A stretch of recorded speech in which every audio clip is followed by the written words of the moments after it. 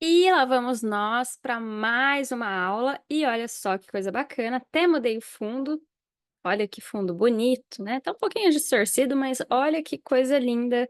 Imagina só viver num lugar desse. Pois é, a gente vive, não é, o planeta Terra, cheio de animais, plantas, recursos. O que que é um recurso como a água, o solo, o ar? São recursos abióticos, recursos bióticos, né, como seres vivos.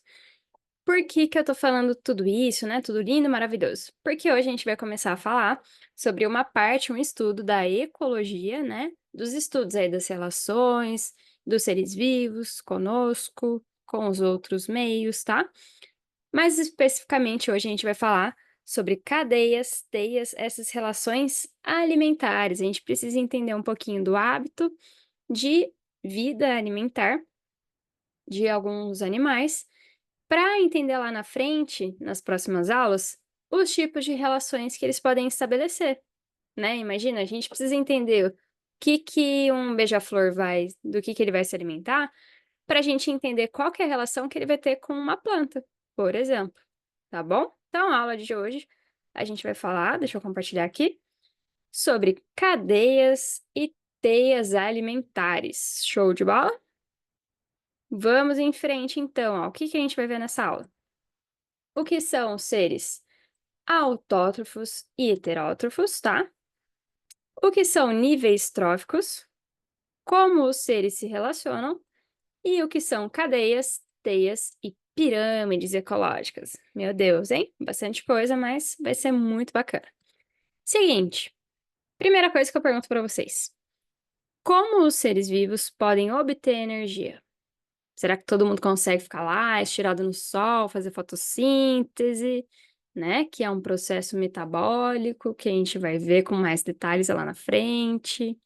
Será que com esse processo metabólico todo mundo consegue obter lá uma fonte energética? Por exemplo, um açúcar? A gente consegue fazer isso? Não, né? A gente toma sol por outros motivos, mas não para obter uma reserva energética. Então, olha só, a gente fala em dois tipos de classificações quando a gente vai falar aí de obtenção de energia. Os seres, eles podem ser autótrofos, já ouviu essa palavrinha? Ou eles podem ser heterótrofos. O que é cada um desses aqui? Fala pra mim. Autótrofo. O que você sabe sobre seres autótrofos?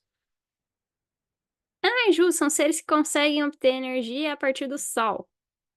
Vamos ver com mais detalhes. Seres heterótrofos. Ah, são os que comem os outros. Vamos ver com mais detalhe também.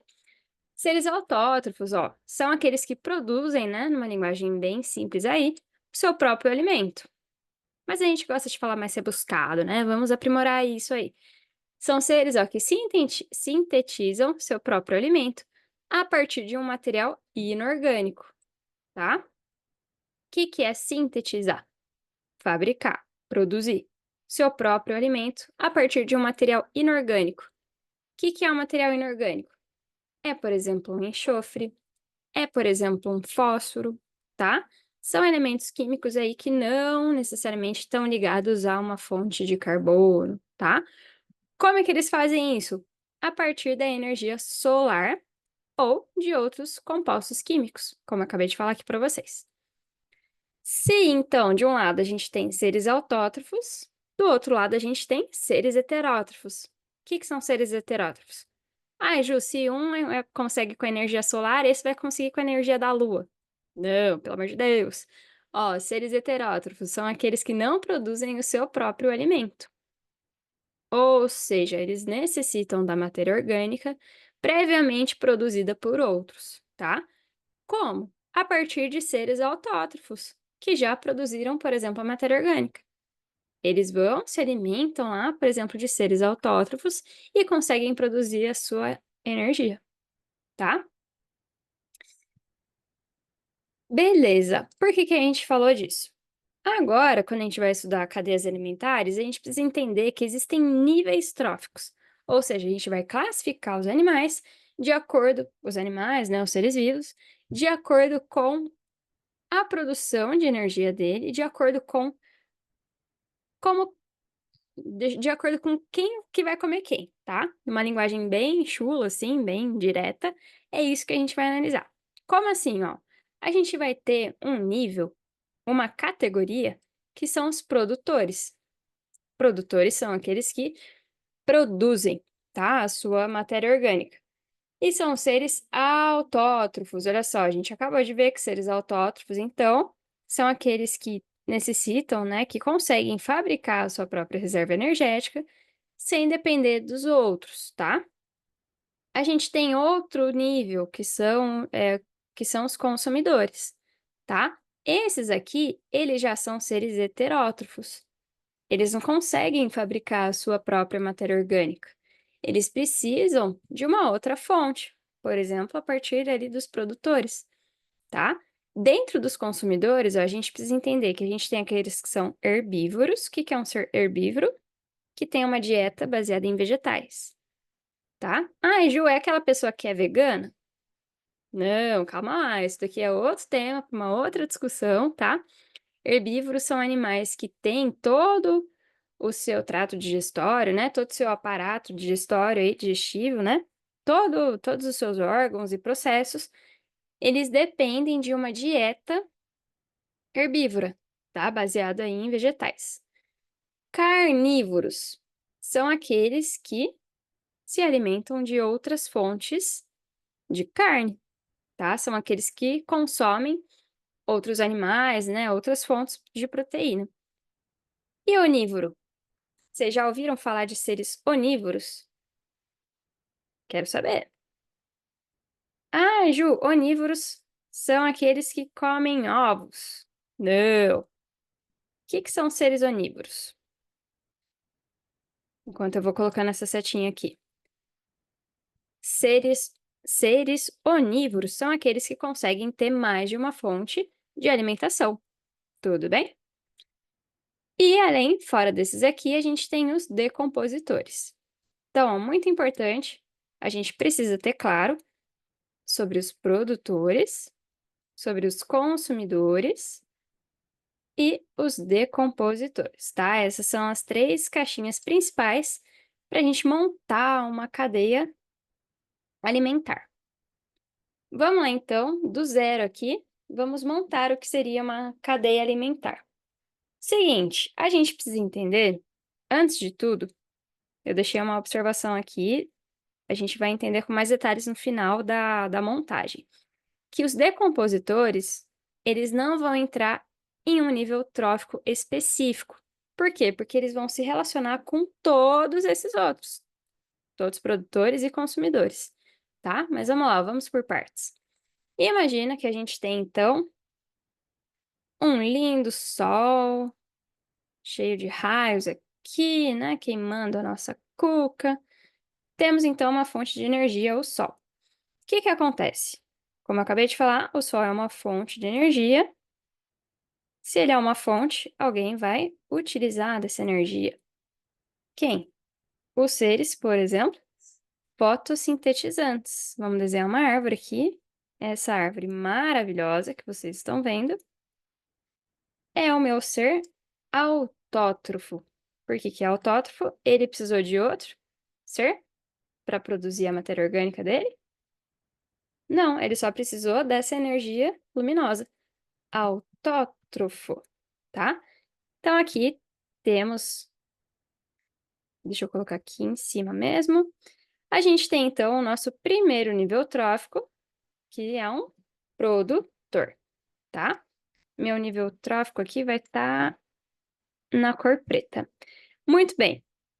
Desenhamos então o nosso primeiro nível trófico. O que que vai acontecer? A partir desse daqui, deixa eu tirar daqui, agora eu vou colocar a setinha. A partir desse daqui, a gente vai ter um consumidor, tá? Ah, outro ponto importante aqui que eu não coloquei. Esse é o primeiro nível trófico, tá? O de produtor. Opa, aqui é primeiro. Legal. Depois desse daqui, a gente vai ter um consumidor primário. Por exemplo, insetos. Desenhar uma borboletinha maravilhosa. Quem falar que tá feia, vai tentar desenhar uma melhor então, porque essa pra mim tá linda. Desenhar as anteninhas, ó, tem até anteninha, gente. Fala sério, isso até não é uma aula de arte, hein? Uhum. Legal. Então aqui a gente tem um ser, esse ser é autótrofo ou é heterótrofo? Esse aqui já é um ser heterótrofo, tá? Porque ele não consegue sintetizar a sua matéria orgânica sozinho. Ele precisou aqui de um ser autótrofo. Ai, Ju, como assim? Não entendi essa relação. Por exemplo, a borboleta, ela precisa do néctar lá de uma flor dessa planta, tá? Deixa eu desenhar uma florzinha aqui para ficar bem claro para vocês. Olha essa flor que linda. Essa flor, por exemplo, é a que a borboletinha vai se alimentar, tá? Show!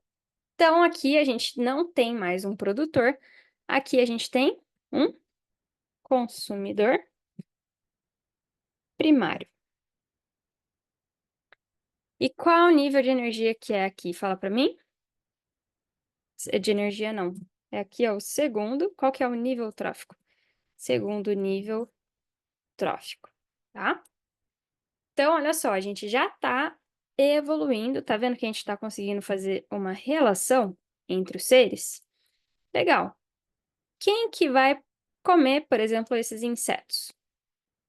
Pássaros, por exemplo. Vou desenhar um pássaro, aquele pássaro lindo que ninguém sabe fazer. Ó, muita atenção. Esse é um pássaro. Esse é outro pássaro. Não, deixa eu apagar, porque esse aqui ficou muito feio. Esse daqui parece um tique, né? Certo. Ó, esse é outro pássaro. Esse é outro pássaro. Lindo, maravilhoso, hein? O que que seria da biologia sem essas representações, tá? Então, ó, todos esses são pássaros. A gente tem aqui, se os pássaros se alimentam das borboletas, a gente tem um consumidor secundário. Percebe que a gente está subindo, tá? E aqui, o que que a gente tem? Se a gente tinha um segundo nível trófico, aqui a gente tem um terceiro nível trófico. Muito bem. Quem, por exemplo, pode se alimentar dos pássaros?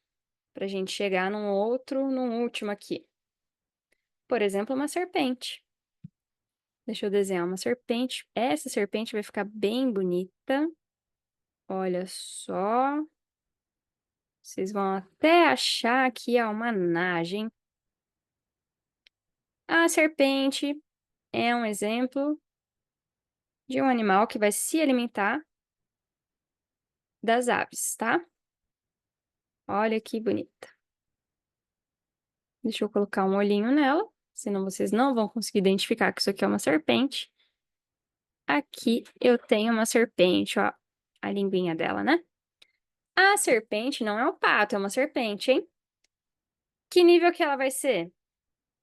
Ela é um consumidor terciário.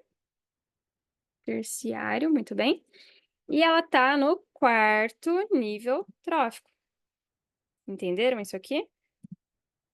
Nível trófico. É uma sequência mesmo, tá? Legal. A gente desenhou aqui, acabamos de montar um exemplo de cadeia alimentar. Por que cadeia? Porque todos eles estão interligados, cada um tem o seu nível trófico, tá? E eles dependem dessa ordem para essa cadeia acontecer, tá bom? Pontos importantes. Vamos voltar aqui para a ideia do decompositor. O decompositor, por exemplo, fungos. Deixa eu desenhar fungos aqui agora. Nossa, agora vai ficar bonito. Por exemplo, algumas espécies de cogumelos, tá? Alguns fungos, eles vão decompor. Ó, ficou bonito, hein? Eles são, então, decompositores, tá? Esse é o nível trófico deles. Eles são heterótrofos. Por quê? Eles vão conseguir produzir a sua matéria orgânica a partir da decomposição deste, a partir da decomposição deste, tá? Cada um desses outros níveis, eles vão se relacionar com os decompositores, percebe? Então, os decompositores, eles têm essa relação com todos os outros níveis, tá? Por isso que a gente fala que eles não entram em um nível específico, porque eles vão se relacionar com todos, tá? Outro ponto importante aqui que a gente precisa destacar, sobre o nível de energia nessa cadeia alimentar. O que que vai acontecer? Em uma cadeia alimentar, a gente sempre vai começar com muita energia e vai acabar com pouca energia. Ué, Ju, mas como assim? Se a gente está comendo animais, energia, e aqui energia. Se a gente está sempre aumentando, comendo animais maiores, né? Por exemplo, por que que essa energia não é ao contrário? Por que que ela não aumenta? Justamente porque aqui a gente está falando de seres vivos. Os seres vivos, eles vão perder parte da energia ao longo da cadeia. Como? Por processos metabólicos. Por exemplo, pela respiração, tá? Que mais, ó? Em todos os níveis tróficos, a gente tem perda de energia, tá? É uma setinha aqui que está saindo essa energia. Por isso, então, por troca de calor também, né? Por exemplo, aqui eu vou colocar perda de energia. Por isso, então, que a gente sempre vai ter, numa cadeia alimentar, o nível de energia diminuindo, tá? Do mais para o menos. Era isso que eu queria falar sobre cadeia alimentar, deu para entender? Ó, a gente montou uma aqui e perceba que é muito importante a gente entender a relação, né, de quem come o quê, do que eles se alimentam, para a gente conseguir montar uma cadeia como essa daqui, tá? Show! Vamos fazer um exercíciozinho agora. A sequência de seres vivos representa uma cadeia alimentar que ocorre em uma lagoa. Olha só, em cada ambiente a gente vai ter um exemplo de cadeia alimentar, tá? Nesse exemplo aqui, ó, a gente tem algas planctônicas, que vão ser alimento para microcrustáceos, que são alimentos para peixes pequenos e que são alimentos para aves, tá? É assim que a gente faz a leitura de uma cadeia alimentar. Sobre ela, então, é correto afirmar que, à medida que decresce o número de aves, então, há menos aves aqui, ocorre um aumento na quantidade de organismos em todos os níveis tróficos anteriores. Ó, se a gente tem menos aves, vai acontecer um aumento de peixes? Sim, os peixes vão existir mais, porque o predador deles, as aves, não vão mais existir. Mas se a gente tem mais peixe, concorda que o peixe se alimenta dos microcrustáceos? Então a quantidade de microcrustáceos vai reduzir, ela não vai aumentar, tá? Então a gente não tem esse aumento em todos os níveis tróficos. Aqui sim, ó, se a gente tem menos microcrustáceos, a gente vai ter mais alga, porque são os micro que vão se alimentar das algas. Mas percebe que a gente não pode falar para todos? Por isso que essa está errada. Letra, letra B. Os microcrustáceos e os pequenos peixes são classificados no mesmo nível trófico porque ambos são aquáticos e heterótrofos? Vamos lá. Esses aqui são produtores, as algas planctônicas. Microcrustáceo é o primeiro que está se alimentando, ele é o consumidor primário. Os peixes são consumidores secundários e as aves são consumidoras terciárias. Então, os dois aqui são do mesmo nível trófico? Não, níveis tróficos diferentes. C. Não sei porque que ela está marcada, vamos entender agora. As algas são os únicos organismos nessa cadeia capazes de propiciar a entrada de energia no sistema? Sim. Por quê? As algas são os únicos aqui que são seres, lembra lá? Autótrofos ou heterótrofos? Autótrofos. Então, é a partir delas que a gente tem a entrada de energia, tá? A energia está vindo por elas aqui. Muito bem, vamos ver as outras. Os microcrustáceos não poderiam sobreviver sem as algas planctônicas, pois necessitam desses últimos para acelerar a maturação das gônadas, o que possibilita a reprodução?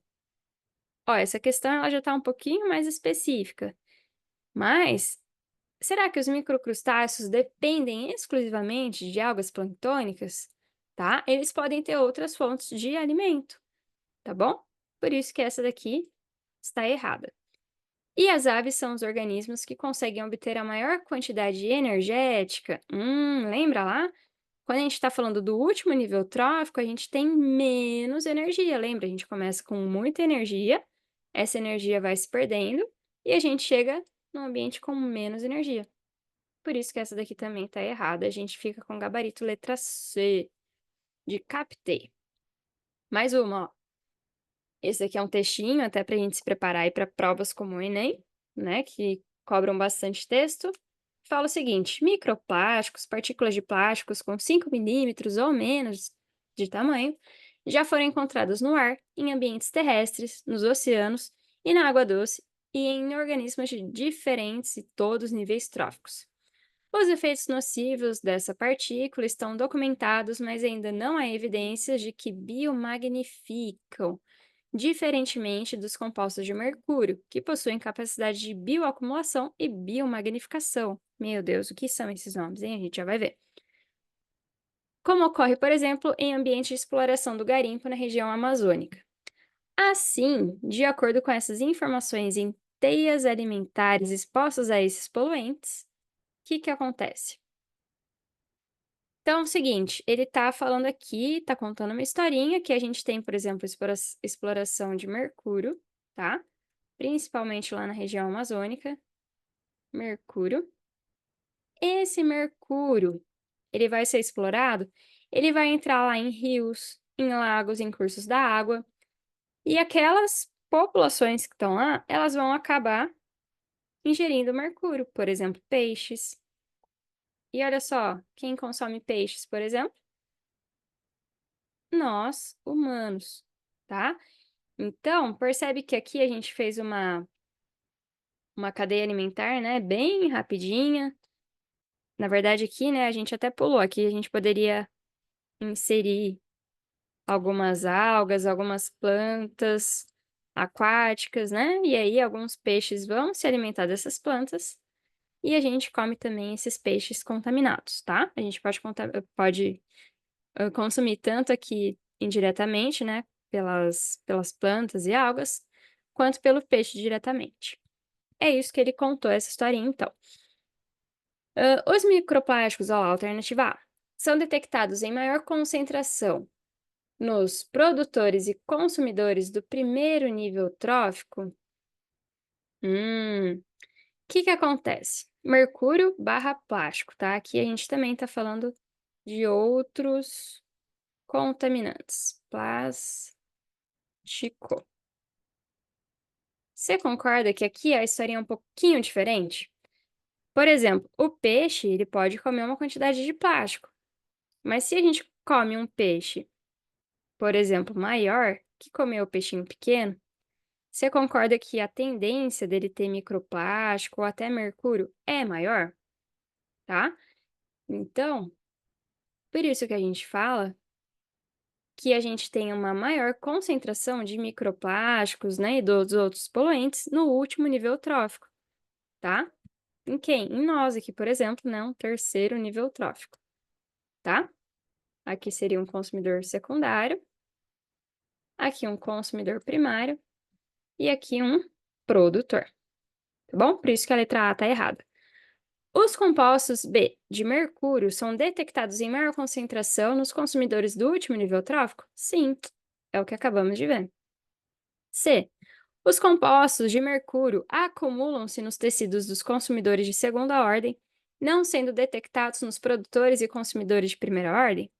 Não, né? Uma vez que eles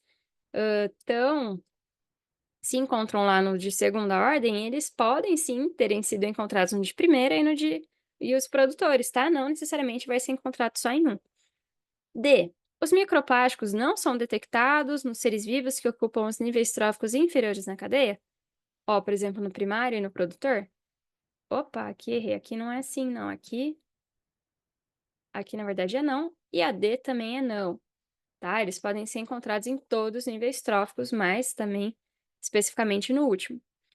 E letra E, os microplásticos concentram-se no tecido dos consumidores primários, não sendo detectados nos predadores do topo de cadeia? Não. Quem são os predadores topo de cadeia? Aqueles lá do último nível trófico, tá? Por exemplo, aqui, ó, uma cobra, tá? Nesse caso aqui, nós, humanos. Beleza? Vamos entender então um pouquinho sobre a bioacumulação, biomagnificação. Quando a gente fala, então, em níveis tróficos, lembra que a gente acabou de ver que a energia ela começa muito alta e ela vai terminar baixa, tá? Ou seja, ela diminui. Mas existem outros casos que a gente pode ter um acúmulo de substâncias, tá? Não é um acúmulo de energia, é um acúmulo de substâncias. Por exemplo, quando a gente fala de bioacumulação. O que que é uma bioacumulação? Algumas substâncias, por exemplo, que nem a gente falou, mercúrio, né, metais, plásticos, eles podem não ser biodegradáveis e podem se acumular no meio ou nos organismos. Aí a gente está falando de uma bioacumulação, tá? Ela pode acontecer de forma direta, quando o organismo absorve a substância no meio ambiente, ou indiretamente, quando ele ingere alimentos que aí sim contêm essa substância. Então, perceba, conforme o tempo vai passando e essa substância está lá no meio, o organismo ele tem a tendência de bioacumular essa substância, tá? Conforme ele vai ingerindo mais alimentos lá desse meio contaminado, tá? Então, lá no final, ele vai ficar super acumulado, tudo bem? E é diferente do que quando a gente fala em biomagnificação.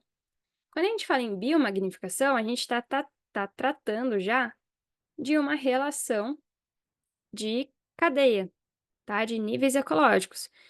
Então, quando ocorre a concentração de uma substância em um nível, por exemplo, aqui num produtor, aqui no meu consumidor primário, aqui no meu consumidor secundário e aqui no meu consumidor terciário, quando a gente tem, então, essa bioacumulação em diferentes níveis tróficos e, consequentemente, essa concentração ela vai do menor e ela vai aumentando e chega lá no maior, em uma maior concentração, a gente está falando de biomagnificação, tá? Então, olha que legal, a biomagnificação, ela é um cenário diferente, ó, é o inverso do que quando a gente tem aqui a energia, tá bom?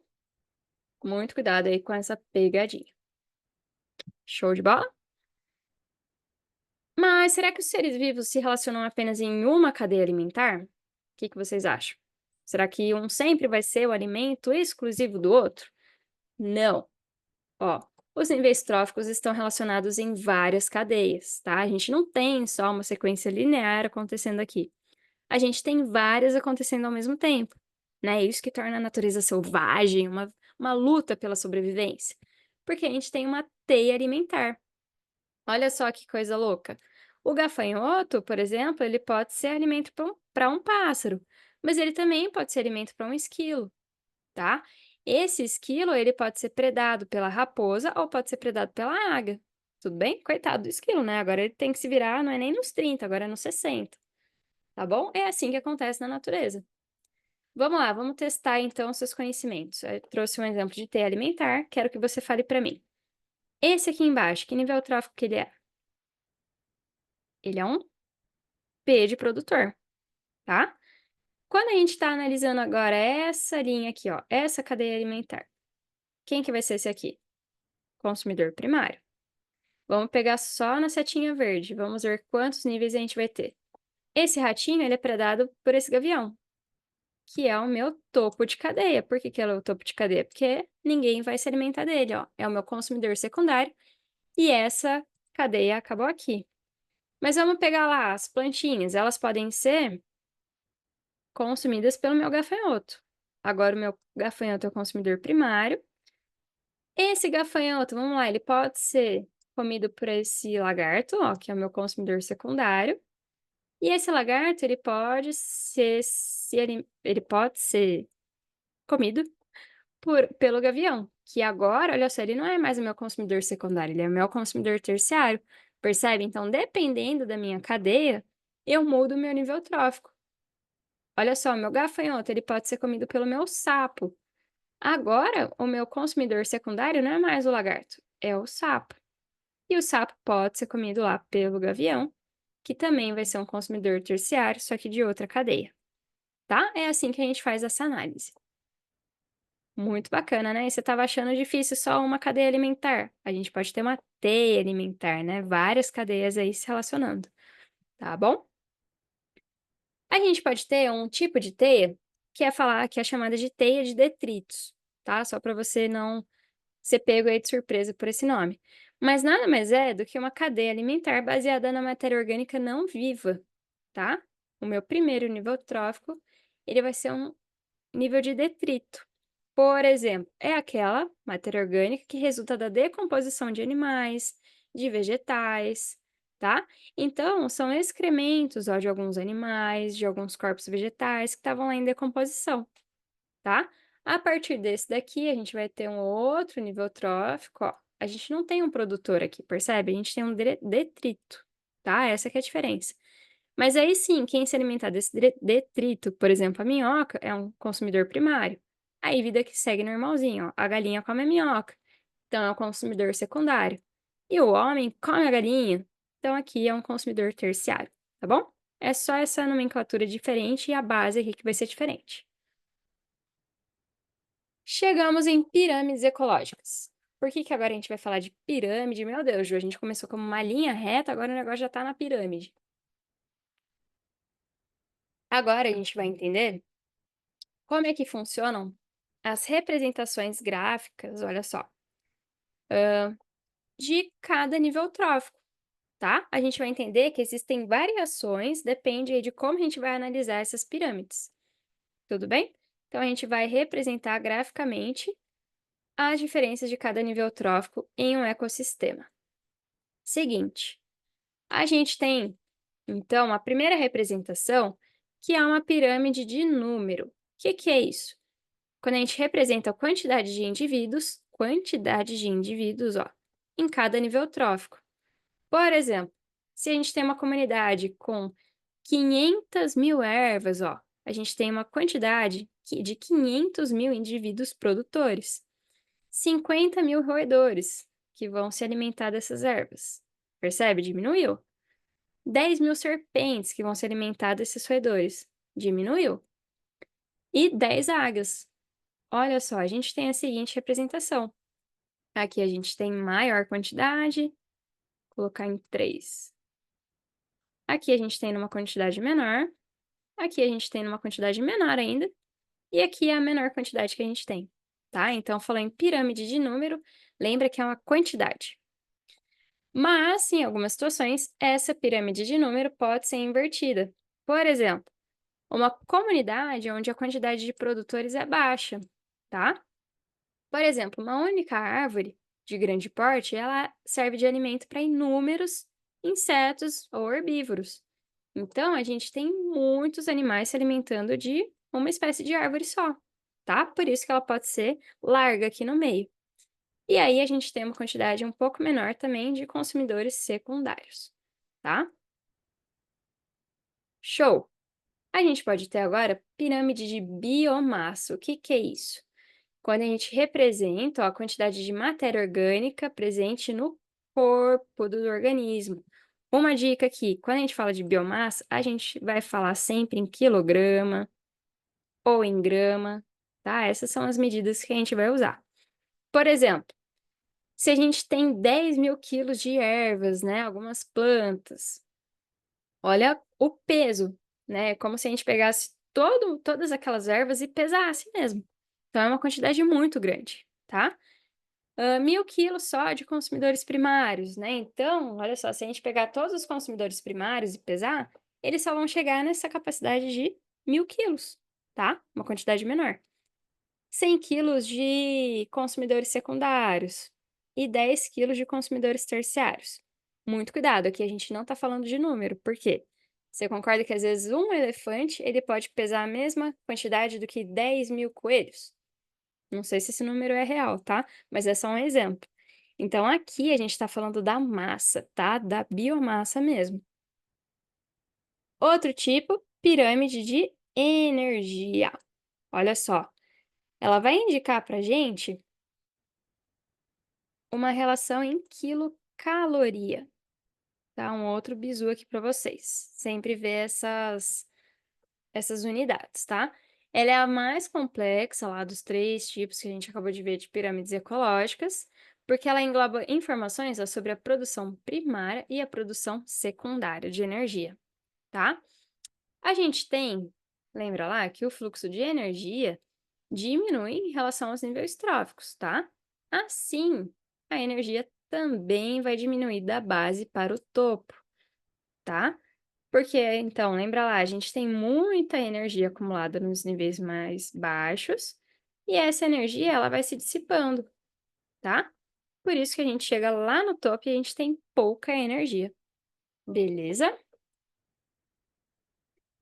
Pessoal, ficaram com traumas dessa parte aí de cadeias alimentares, teias, pirâmides ecológicas? Conseguiram ver, olha só, que toda essa biodiversidade aqui, ela não é um acaso. Né? E olha só como a luta pela sobrevivência realmente é uma luta, né? A gente acha que os seres vivos só estão lá, né? Que eles conseguiram se estabelecer, mas olha quantos processos que eles tiveram que passar para chegar no nível aí e conseguirem se estabelecer num ambiente. Tá bom, pessoal? Por hoje é só, então, e até a próxima.